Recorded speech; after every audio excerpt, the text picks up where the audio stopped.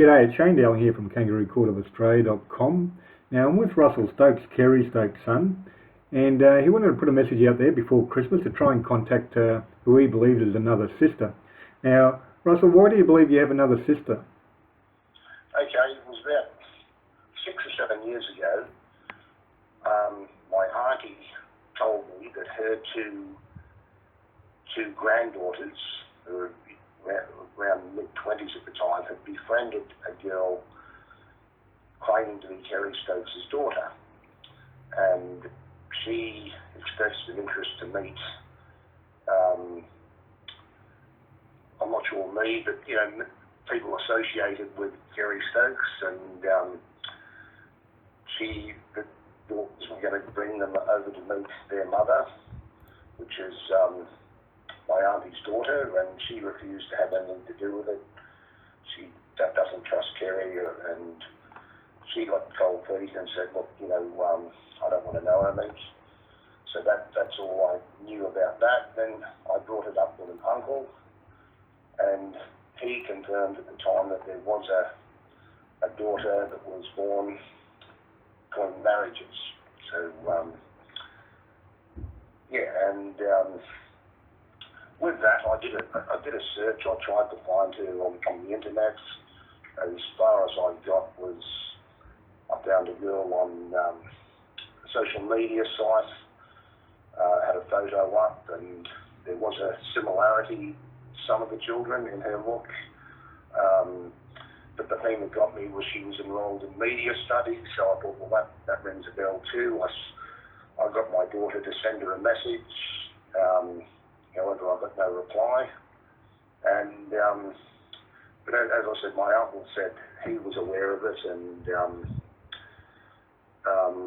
with that, it was sort of a hope that I'd find a lost sister, that I could have one family member, And you did raise it with Kerry at some stage too, didn't you? I didn't raise it directly with him. What happened, I rang his office and spoke to one of his directors, and he laughed it off. He laughed, but then he said, you haven't told anyone, have you? And with that that just raised my suspicions, but further made me angry that they'd put their own, he put his own interests, keeping that squeaky clean image above my interest in trying to find at least one family member, As you know, I actually emailed Kerry on the 9th of November 2019, and I said I'll be writing a story about Russell Stokes, Raylene Stokes and Danni Stokes. Would you like to comment on your relationship with them? And he had his lawyer respond, it is unclear what your purpose to publish concerning Mr. Stokes and his children, and why you would seek to involve them in your ongoing campaign against Mr. Stokes, which is a joke. He has a campaign against me. But that seemed to confirm that that Dannielle was his daughter.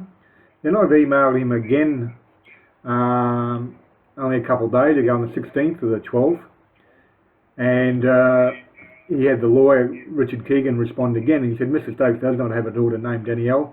He has no idea what you're referring to, and therefore cannot answer your questions.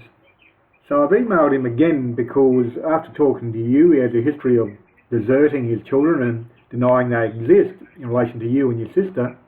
So I emailed him again and said, your reply via your lawyer is no surprise, given you have a long history of deserting your children from your first marriage and even denying they exist on a regular basis. Does the name Danni Stokes ring a bell? Because you said it was actually Danni Stokes, not Dannielle. If yes, on that basis, can you please answer the below questions in the previous email? Do you deny having another daughter other than Raylene Stokes? Can you please advise why your lawyer, Richard Keegan, previously confirmed on your behalf that you have another daughter? So he didn't respond to that email. What do you think about him failing to respond to that email?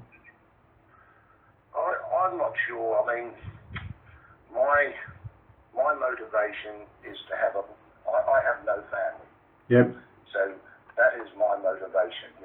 There's a certain loneliness that comes without having a family.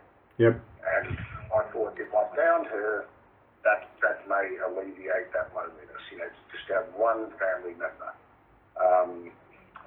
his motivation, I can only assume that, it's about keeping a squeaky clean image and above everything, at all costs, and that's what's impeding him revealing where she is. But him now denying that he has a daughter, Danni, or Danielle, although the latest emailer refused to respond. But that's a consistent pattern, isn't it, where he's previously denied that, you're his son, or he ignores that fact and he mentions other two sons, and he denies, Danielle, or doesn't mention her.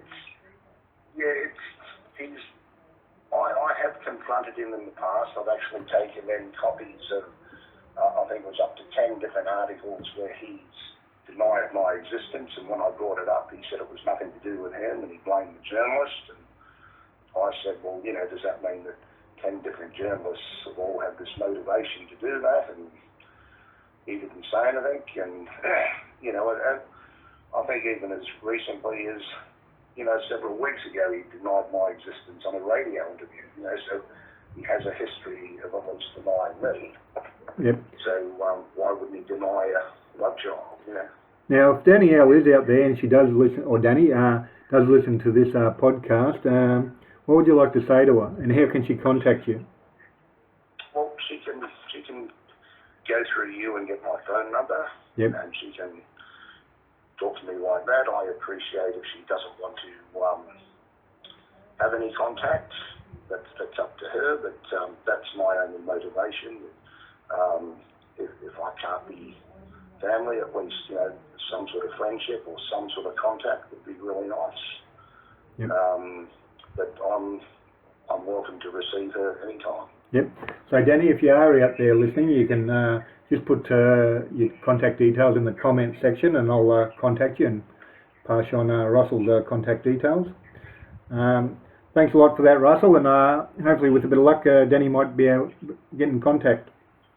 Well, I hope so, yes. It'll end a 7-year quest to find her. Yep. Yes. No worries then. Yeah, okay. Well, thanks for giving me the airtime and giving me the space to try and find Danni. No worries. Catch you later. Okay, thank you.